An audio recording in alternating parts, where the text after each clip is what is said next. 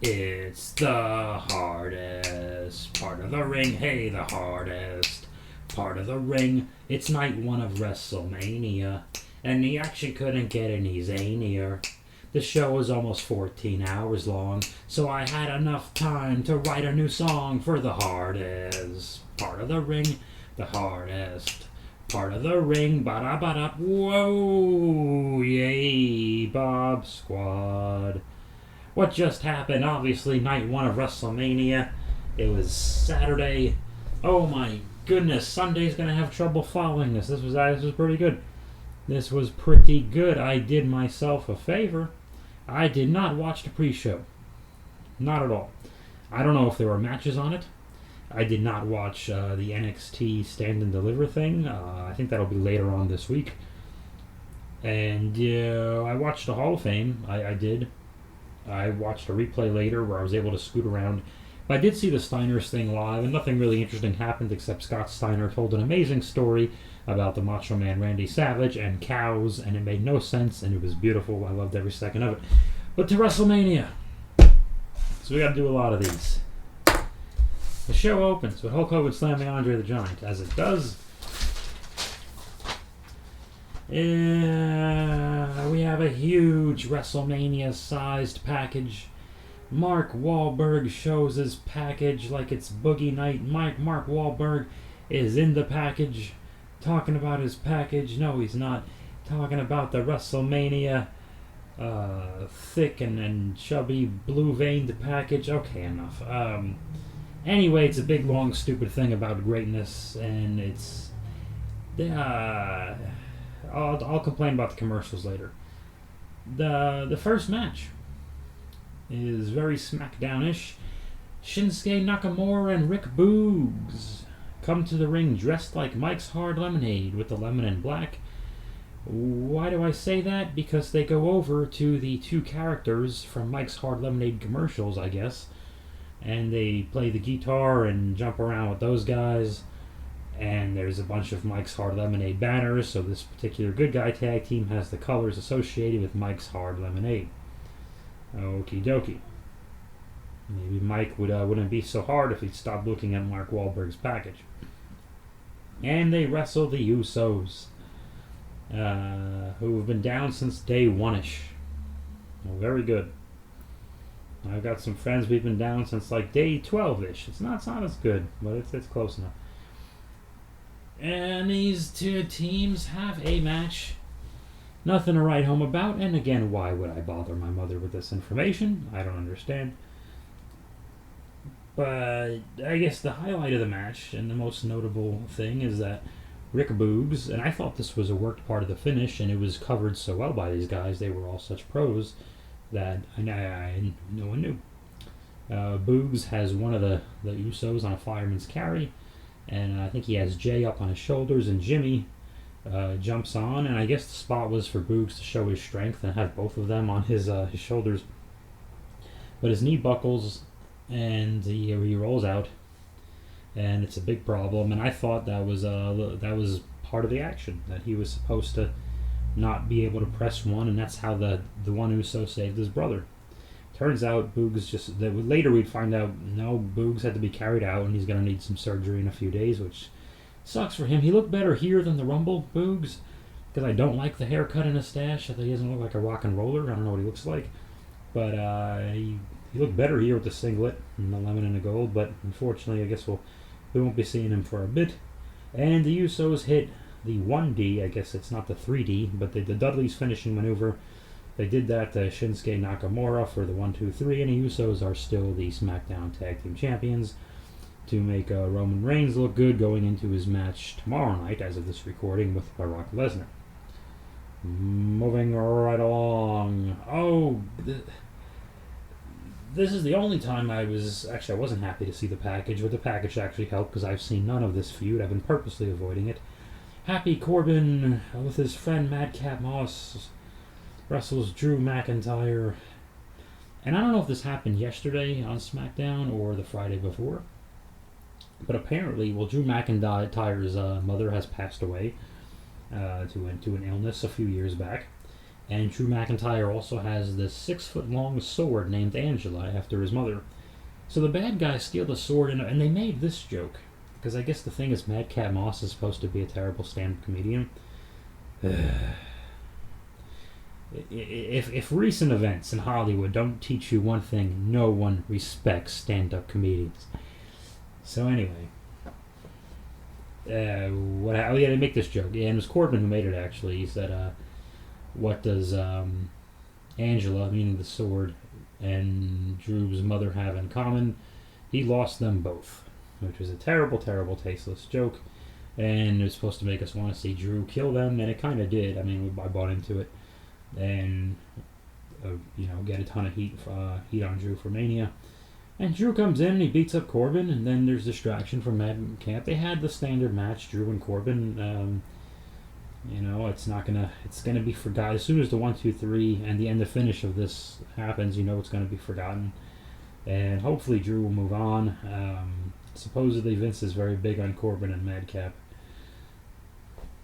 so they're gonna be around for a bit too. They'll probably just move on to somebody else, I would imagine. And the Madcap guy, I guess they did the Andre Battle Royal on Friday Night SmackDown. And the Madcap guy won it by cleanly eliminating Finn Balor. Oh God, that's bad. Okay. Anyway, Drew makes a comeback, hits the Claymore, 1, 2, 3 on Corbin, very good. And Drew picks up his sword and he goes to hit Madcap Moss. Madcap jumps off the ring apron, which is the hardest part of the ring. And Drew cuts through the top 2 ropes, so the ropes sag and they're cut. And Drew was just there in a one-roped ring, and in the past I would have blinked and gone, hey, why did they not do this last? But obviously you're not having this silly match last. And it was fixed and never talked about, and it was just a good visual. And Drew holds up his sword, and he holds up his sword way too close to a bunch of fans, as we tend to do, because we think that barricade stops us from getting our head cut off. And we fade into some commercial, I'm sure, and then whenever we came back, the ring was fine. Might as well talk about the commercials now. Let's get the gripes out of the way, because I have very few gripes after this, and mostly good stuff to say. So let's get the bad stuff out now. If you're watching on pay-per-view, and I'm not, I'm watching on the Peacock, the network here, there's still more than enough. Never mind the packages. I'll leave the packages alone because I know that's a battle I'm just going to lose.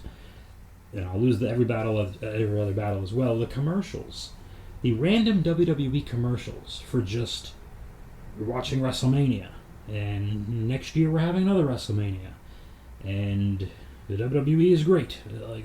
These random about-nothing commercials of just pictures of wrestlers that we know are on the show. And just cool music and lights and effects. They're so worthless. And then the mandatory Peacock commercials, and they don't change. Like the same Peacock commercials you had to see. Oh God! Now I just saw it 15 times and I can't think of what it was. But the same commercials for the same Peacock shows. Oh, that stupid Bel Air show again. Will Smith in the news, coincidentally. That Bel Air drama based on a Fresh Prince of Bel Air that they're doing. That wouldn't stop getting just smashed down our throats, and a handful of other commercials that they just wouldn't stop playing over and over, and guaranteed that I will never buy these products or watch these other programs. So between Peacock mandatory commercials and WWE insistence on WWE commercials for a show that you're currently watching now, on a network you're currently watching it on, oh God, it's a miserable experience.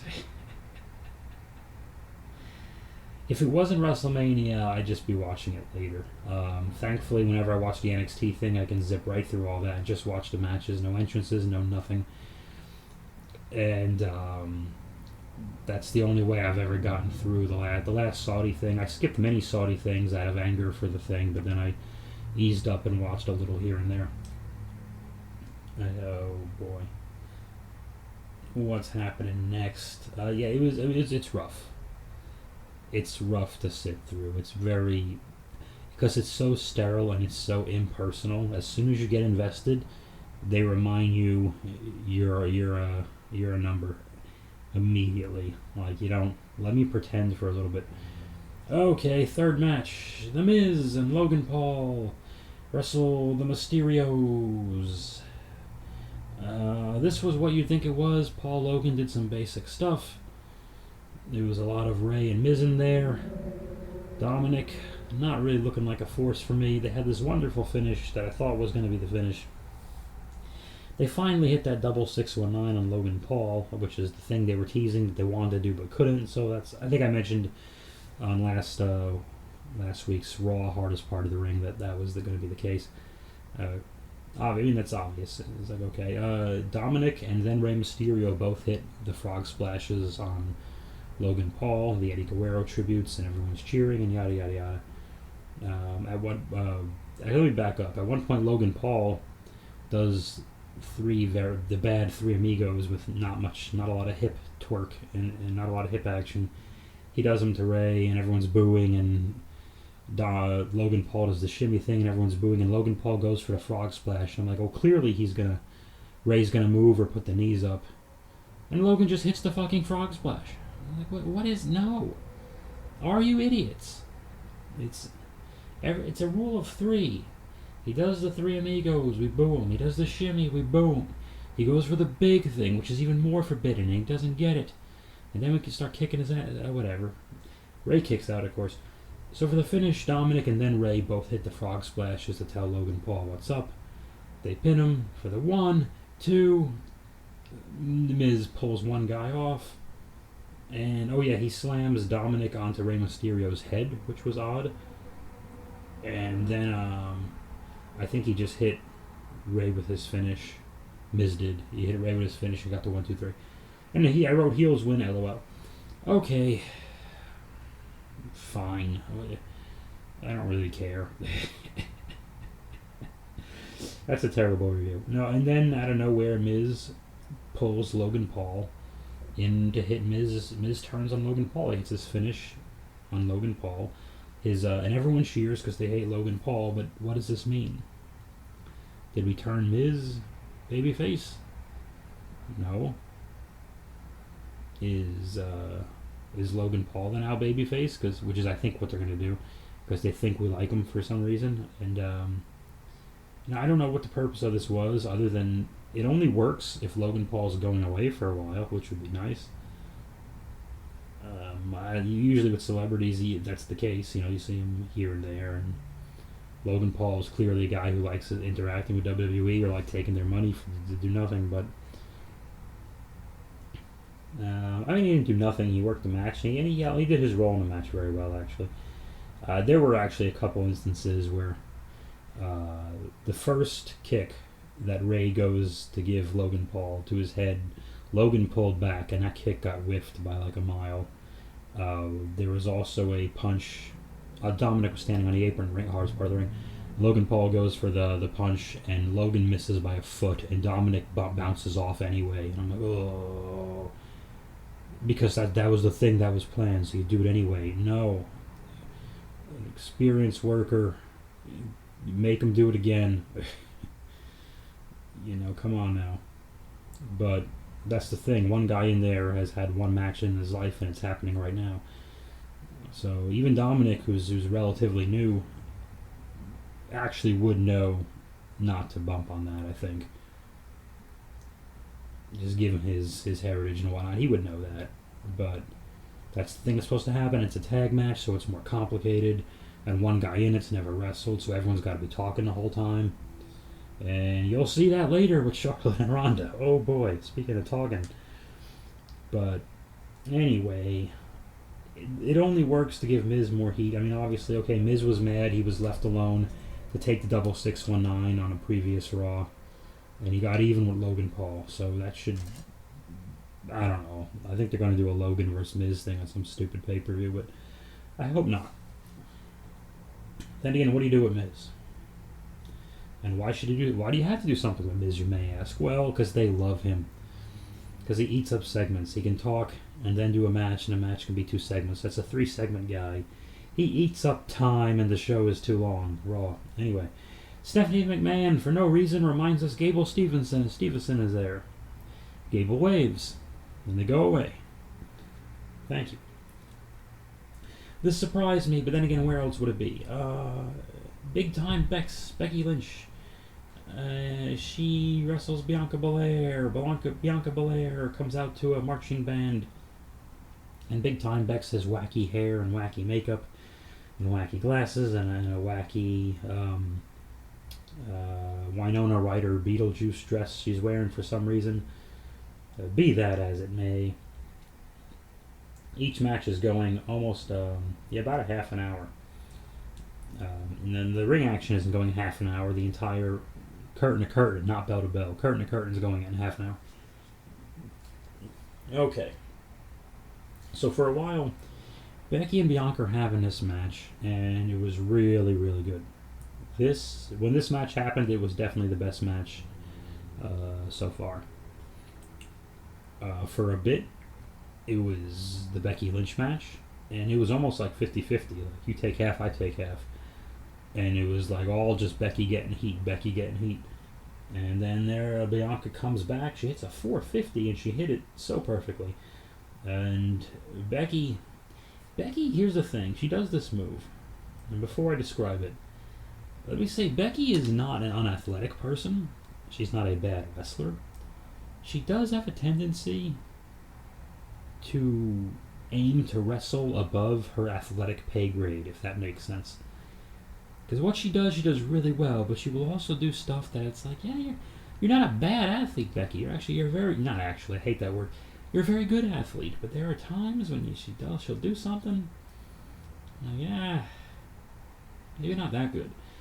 She jumps off the top turnbuckle to do like a front flip, kind of senton thing onto Bianca, because Bianca did a top rope move and Becky's got to do one, but Becky's not pulling out any 450s and landing them right on a dime like Bianca can. So Becky does the thing, and maybe you could say Bianca was too far out, but Bianca wasn't that far out because Becky landed near the turnbuckle. Becky does the flip, and it's usually like your back or your butt kind of hits the person. Becky's heel hits Bianca in the face. Okay, she didn't have a big up and out kind of jump there. She just does this flip, and her heel clocks Bianca right in the orbital bone there, and you can see Bianca holding it. It wasn't pretty. Eventually, Bianca comes back and hits her finish. 1, 2, 3, new champion, Bianca Belair. And Becky, she sold there 1, 2, 3 in the middle of the ring, and she laid there for a bit after the bell, selling that finish, and it was very good. Everybody was very happy. It helped Bianca. It helped Becky, I think. I think it made both. I think both of them were bigger stars after this. Now Becky was already a bigger star than Bianca, but both of them were a bit more important. And the Raw Women's Championship suddenly felt more important. And later on, the SmackDown Women's Championship, not so much. Sorry, and I'm not going to trash Charlotte the whole time. That's not the case, but bear with me. Seth Rollins and Becky Lynch are always back to back. We know this. Because the fifth match is Seth Rollins versus the mystery opponent chosen by Mr. McMahon. And wouldn't you know, it is Cody Rhodes after all, the American Nightmare. Entrance is very long, and he's got the same song he's had for a bit, and everyone's cheering, and yada yada yada. And these two, false finishes out the wazoo. And normally I'd be a little bit annoyed about a million false finishes when you're the fifth match out of, 7? But didn't matter. Because the sixth match was more or less a special attraction, and the seventh match was even more of a special attraction. So, what is my stupid neighbors and their music? I was banging on the wall and they turned it down, and I may have to go over there. I don't want to go over there. Gonna have to. God damn it, I have to be that guy. The thing is, I don't want to see their faces. I don't want to know who to hate. That's what I don't. Because when I see them in a parking lot or whatever, I don't want to be like, oh, that's the person I hate. I don't want their faces in my brain. Because it's going to make me sit them in my own apartment in my own free time, hating them more. And that's what I want to avoid. But, so I'll just bang on a wall like a crazy person. But I don't want to know who to hate, because it's going to get worse. It's better if they're faceless. Seth Rollins and Cody Rhodes have a barn burner of a back and forth match thanks to Seth Rollins. It didn't look to me like Cody was keeping up with Seth, and of course Cody hasn't been wrestling nearly as much, and they said he was gone for 6 years.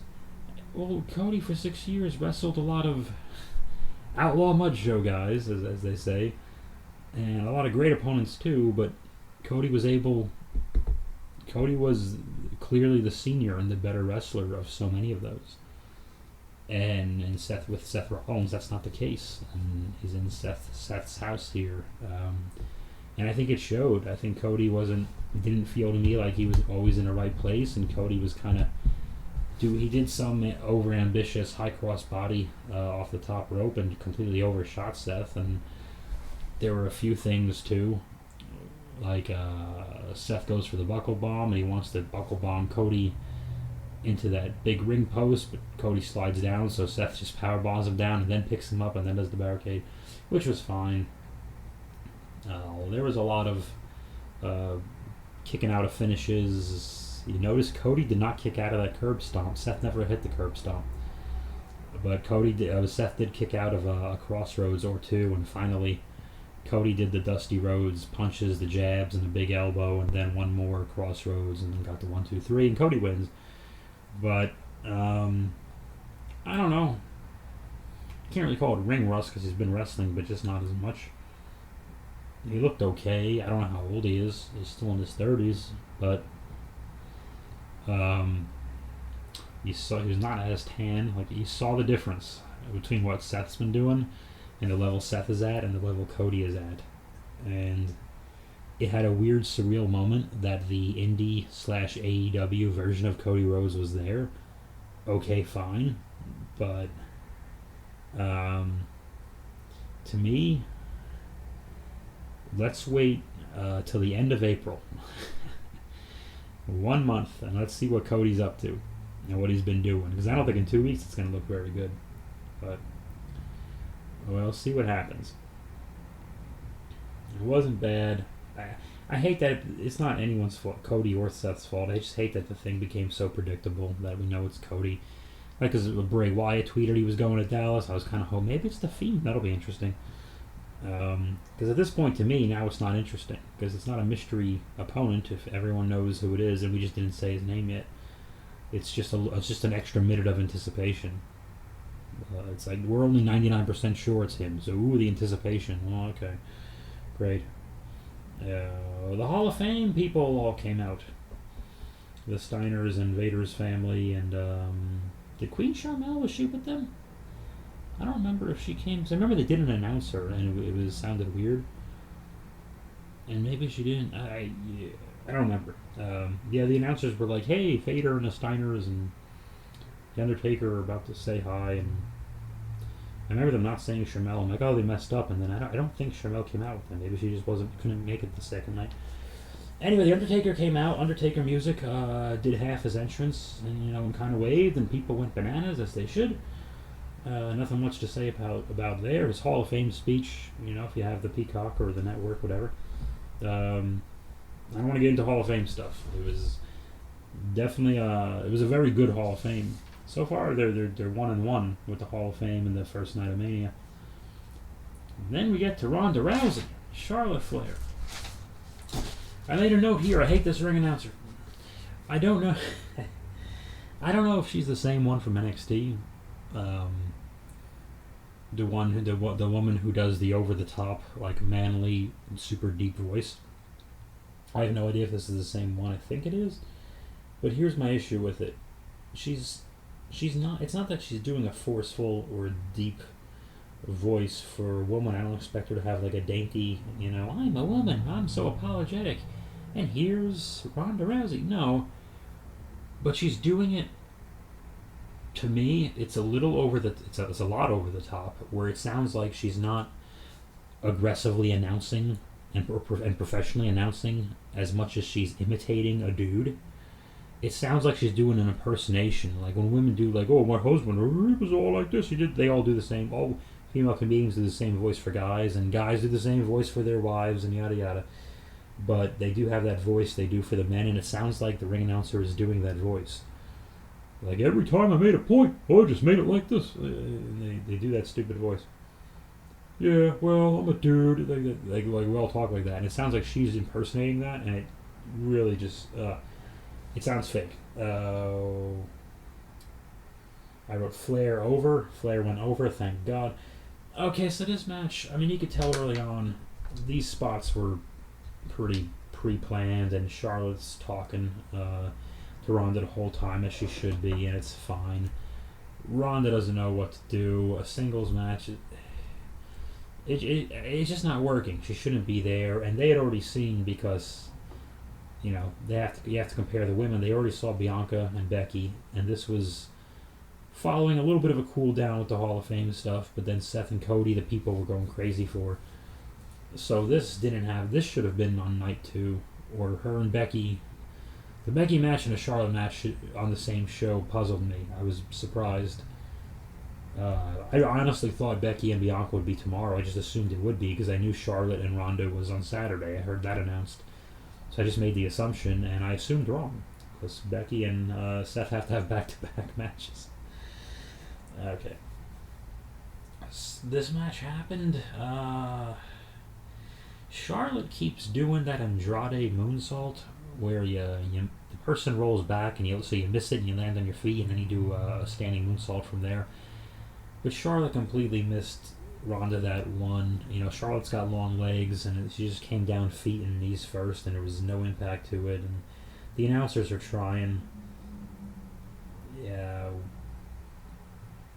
This was a lot of them trading holds, which makes more sense. Like, why expose Ronda not knowing the mechanics of ropes and turnbuckles and all that stuff if you don't have to?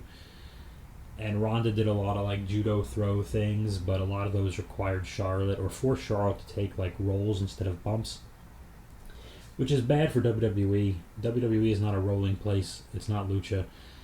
There's no impact. It's WrestleMania. There's 80,000 whatever people there. I don't know what it is. And it just doesn't sound or look good. It especially doesn't sound good. So there's a lot of Charlotte, like, quietly rolling out of stuff, and I'm like, oh god, this is not good.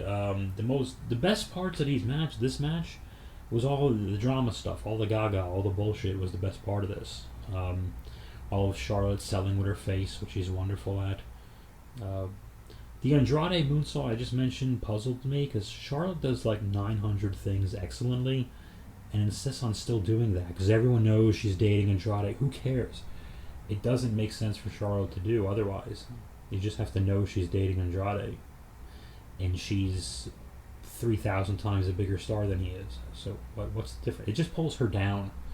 Like, don't. He should be doing her moves, for fuck's sake. She does the figure 8. And this was great. This is a huge dramatic moment. Charlotte arched the shit out of her back, and it looked like Ronda might tap. It even had me going for a second. And Ronda reverses it, and Charlotte sells it like the reversal of the figure 4 breaks the knees of the person doing it. Like Flair would do with Steamboat and Sting and all that. Charlotte used every tool she had to get a watchable match out of this. And finally, Ronda, she hits, they call it the Piper's Pit, because she has that Roddy Piper motif. She hits that angle slam thing on Charlotte. 1, 2, 3, foot on a rope. So Charlotte, the referee hit 3, but Charlotte's foot was already on a rope, and the referee, Charles Robinson, of course, get your most experienced referee in there, who knows Charlotte very well. Get him in there, and, Ronda does the thing beefing with the ref, but you hit 3, he said it was 3, yeah, but the foot was on a rope, so I can't count it. And then, I'm not trying to be funny or perverted, but something happened where it looked like Charlotte almost had a wardrobe malfunction. Like, part of her top, like part of the back strap was like dangling, and I'm like, oh Jesus Christ, this is what an old fuddy-duddy. And now I'm like, I actually don't want that to happen, because it ruins everything. I'm not a pervy 18-year-old anymore.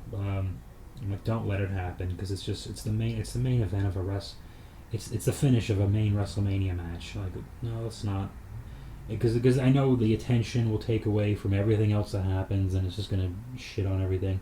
because everyone's a pervert. So, anyways, everything stayed together. But as Ronda turns to beef with Charles Robinson, Charlotte gives Ronda the big boot, 1, 2, 3, and I thought Charlotte was just kind of like holding the top together and pulling herself together, but I think she was also selling her arm, or maybe she was just selling her arm, and I just assumed because I saw the piece of fabric flapping around that's holding all the goods in place, and I was just so I thought maybe she was doing both. I imagine because she was in an arm bar, so that's why I think she'd be selling the arm, but I don't know. That's the thing. It drives me nuts when internet fans say, "Oh, well, you know what she was doing? She was holding this because she was selling that." You don't know unless you were one of the 3 people in that ring, and you don't know what she's thinking unless you're her. So, that's my guess is she was one of her arm was doing her professional work and the Lord's work at the same time, and selling her arm and keeping everything in place so they don't, because it does screw up things, because then you can't show the pin and you gotta pan back and the announcers gotta think of bullshit. Charlotte walked right up the ramp. I don't know if that was initially the plan. I thought maybe she walked right up the ramp for that reason, like, okay, I got out of there, skin of my teeth, the fabric stayed together, let me just go up the fucking ramp and hold the title, and that'll be that. Or Ronda had to stay strong and get up and be seething while she's selling. So it worked either way.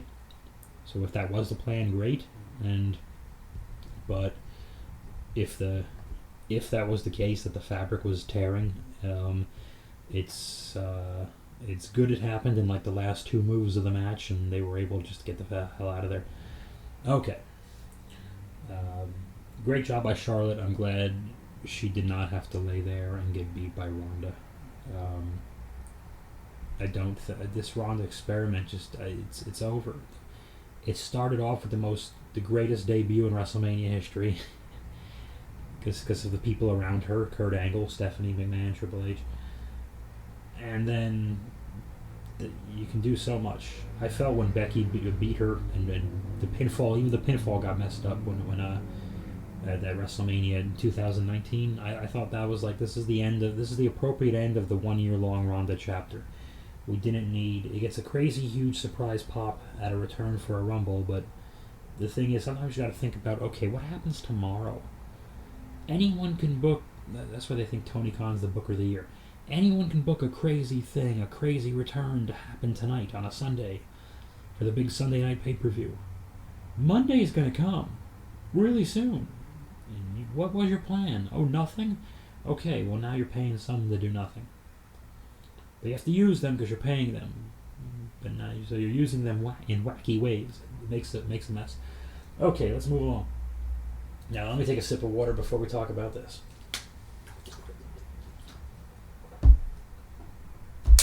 I really thought that for the first time in WrestleMania history, they were going to end on a talking segment. And it totally could have. Because Kevin Owens comes out. Didn't go as long as I thought he would go before Austin interrupted him. But he let everyone in Dallas know that he hated them, and he reminded them of how much they hate him. And said everything he was going to do to Stone Cold. And he even got them to boo him and not do the what's, even though this is the only sort of appropriate time to do the what's. And that didn't really affect anything too much, the what's. Austin, eventually the music interrupts, and Austin, the noise. This was too much fun to watch. If you watch this and don't smile, then you're not a wrestling fan. You're not even a fan of fun. The man's a national treasure. They lost their minds. And I don't think it's just a Dallas, Texas thing. I really don't. I think it helped. But that was like a safety. It was a little bit of insurance. Like, okay, let's just make sure that they're extra good and pissed. But really, goddamn, he could have done that in Georgia. He could have done it in New York. He could have done it in Philly, Cleveland, L.A. It really wouldn't have mattered, I don't think. Maybe not in Portland, Oregon, or some stupid, I don't know.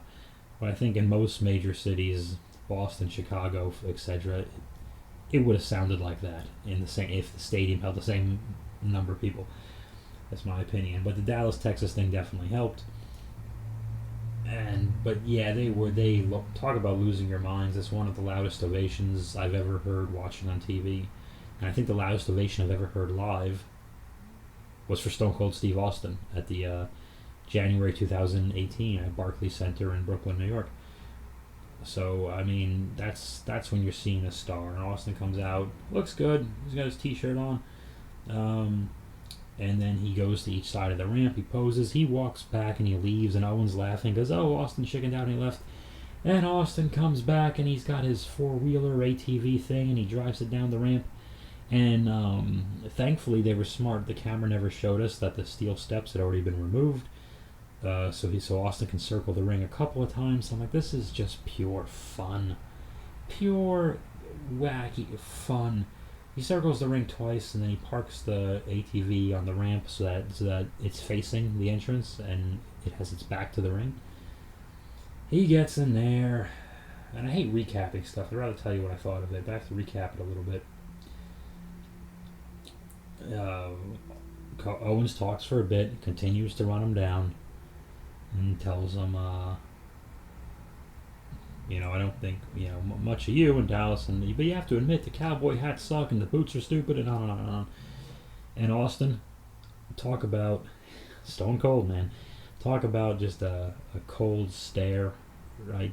My God, he's got that dad stare, and he doesn't flinch, he doesn't blink, it's convincing. Where you just know Owens is in store for an ass whooping, and Austin finally talks, and he calls him a dumb son of a bitch, and 80,000 people in 5 seconds are going to call you an asshole, and they do. And Austin plays him like a fiddle just as well as Owens did. And then finally Owens said, I'll be honest with you. I lied. I fooled you. I didn't want you to be on the Kevin Owens show. I wanted you to come here and fight me in a match. And the people, at least I fell for it. I'm like, oh, I thought they weren't going to do the match. And Owens says, and it should be a no-holds-barred match. And, of course, that makes sense because you need the gimmicks.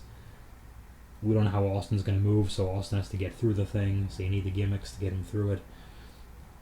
And Austin says, we'll get a referee out here, blah, blah, blah, blah. And Austin hits all his beats, except for the bottom line. He doesn't say that, of course. He will. And they get a referee in there. I don't know the referee's name. It's one of the really tan guys. And there's a stare down, and Austin starts throwing a fist, and Owens, they're trading fists. And right up top, I mean, it's not even a nitpick. It's just one of the things that just didn't look as good. Austin does those mud hole stomps. He's got both knees in braces, and they look like shit, and it didn't matter because the people lost their minds that he was doing the mud hole stomps. And I mean, his knees can't move, but he could. And he had endurance. I don't think Austin at any point was noticeably sucking wind or anything like that. And his upper body was moving great. But hey, the dude's, he's doing everything he can with the knees that he's got. And so he stomps Owens around. He takes him outside the ring. Austin's having beers thrown at him. He's catching him. He's drinking him. He's smacking Owens from pillar to post. Austin even gets an Irish whip reversed, and then he bounces off the barricade, hits Owens with the clothesline. Owens takes the flippy bump with the clothesline. And then Austin does this maneuver. He puts... This is great. Actually, no, this happens a little later. They brawl into the stands, and Austin goes for a suplex on the concrete, and they're brawling among the people. And to see Steve Austin brawling with anyone in the audience in 2022, I hate the word surreal is overused, but that was surreal. I couldn't believe I was seeing this. And Austin gets a suplex reversed, and Austin gets suplexed on the concrete in 2022 at probably 53, 54 years old. And I'm like, oh, God. And you heard the people, because again, Owens, for weeks and tonight, has reminded us the back and the neck and the knees, the back and the neck, the back and the neck. The knees are obvious because there's a visual. You have the knee braces, so you don't have to remind us about the knees too much. We have a visual. But now it's on, and then Austin fights back, and they tumble back over the barricade near the ring apron, the hardest part of the ring. And Austin does the press slam to Owens off the barricade onto the announcer table. It doesn't break, But this is also great. Austin didn't do what all the new guys do: take all the monitors and bullshit off first and drag it out. No, he just threw Owens on it, and you could see the back of Owens' right arm was cut up. I think it was from that, because Owens did have an extra when he hit that thing. Owens does, I think, shortly before that. Owens pulls out the table. This was the first table we saw. This was 4 hours since the official start time. This was the first table we saw. People lost their minds because, hey, take note, we saw one of them, and it was in the last match, so we lost our shit. And Owens, I mean, he just got reversed, and he went through it off an Irish whip and just did a little flip and a somersault and broke it, and it was fine. So they get into the ring. Owens got in charge somehow. I think Austin took too long catching beers and drinking them. Owens gives Austin a stunner. The 1, the 2 and 7/8 kick out. Which you know is going to happen, and you want to see it happen. You don't care. Owens goes for the stunner again. I forget exactly how the finish went. I really don't remember, but either way, Owens gets a boot to the gut and a stunner and a 1, 2, 3. And people couldn't be happier. Austin's shirt is soaked from just catching all these beers and spilling them and yada yada yada. His Americans lost Steve Logger, whatever it is. And then Owens gets up, Austin stuns him again, and 2 cops drag Owens out for whatever the hell reason. I don't know why. That was a little odd, and they didn't have that reaction shot of Owens being carried up the ramp. Oh, I need to mention this too. The ATV was pointed back to the entrance, I said, because at one point, shortly before the finish, and this is a great excuse to get Austin to move around with bad knees. Owens is trying to escape, but he can't start the thing. So Austin sneaks up behind him, pummels him, sneaks up behind him, and he drives with Owens in front of him, and he drives them both up the ramp. And then he gives Owens 2 suplexes on each side of the ramp and bounces him around there. And then he punches Owens, who would, 2 or 3 times, and Owens would just take the exaggerated bumps and tumble down at that. It's not a 45-degree angle. That would actually be way too steep. Like a 30, 25-degree angle, something, whatever, and Owens is just rolling down. So Austin can just kind of take his time walking. And he didn't have to walk up the ramp, because that might make him actually, if he's walking up especially at that weird angle, that's going to make him look really feeble. And, and Owens is just flopping around, and it's buying Austin time and making Austin's life easier, I'm sure. And then, so Owen took the second stunner after the match, 1, 2, 3. And Austin did say, too, during a promo, hey, I had my first match in Dallas. I think I'll have my last match in Dallas. And just to put a bow on it, yeah, this was a perfect last match for Austin. I hope it's the last. Stone Cold Steve Austin should not be walking down any goddamn ramp in Saudi Arabia. I'm sorry. I'm not sorry. I'm Bob, goddammit. And Austin wouldn't apologize. I won't either. So, and Austin is hamming it up. They must have looped through that 2-minute song 15 times. And Austin calls Byron Saxton, the announcer of all. I know they did a thing like 2 years ago during prime COVID time where Austin inadvertently kicked him in the nuts and gave him a stunner. They had a terrible segment. It was the last time Austin was on their TV. And then he has, of course, Byron, the dopey guy, drink a beer with him, and he stuns Byron, of course, and Corey Graves is cheering, and yada yada. That was a weird thing if in history Byron Saxton is the last one to get a stunner. But then again, not necessarily. We haven't seen our last stunner necessarily. We've seen our last Austin match, so it's fine. It doesn't... Nitpicking, it's never going to be perfect. The same way you can nitpick The Undertaker's farewell at the Hall of Fame, but it couldn't have been as good. It was 90 times better than Undertaker's 2020 Survivor Series send-off. Oh, God. This was way better for The Undertaker, and even though Steve Austin's been in the Hall of Fame since 2007, it was really the bet. It feels like Taker and Austin had the perfect send-offs this weekend to me. It's my opinion. And we go off the show, fading off a wide shot of Steve Austin catching beers and 80,000 people in Dallas on their feet, still making noise, still loud as hell. And I texted a friend of mine and I said, this is the match of the year. And there's no flippity doodahs and triple lindies, and one table got broke, and it was the only table of the night. I think there was one chair. Oh, that was the stunner. Owens goes to hit Austin with a chair. Austin moves, the chair bounces off the top rope and back into Owens' face. And then he turns into the boot and a stunner, I believe. I think that was the finish. I just reminded myself. So we had one chair. I don't even think the chair was hit across anyone's back at all. I think it was just that spot. We saw one chair, one table, a couple of minutes brawling in the crowd, and no one else did this the whole night. It was the only no rules match of the night. And you needed to be to get, a veteran who hasn't wrestled in 19 years. You needed the gimmicks, just like with Sting and Triple H. The gimmicks to get Sting through it. This, Owens got Austin through it.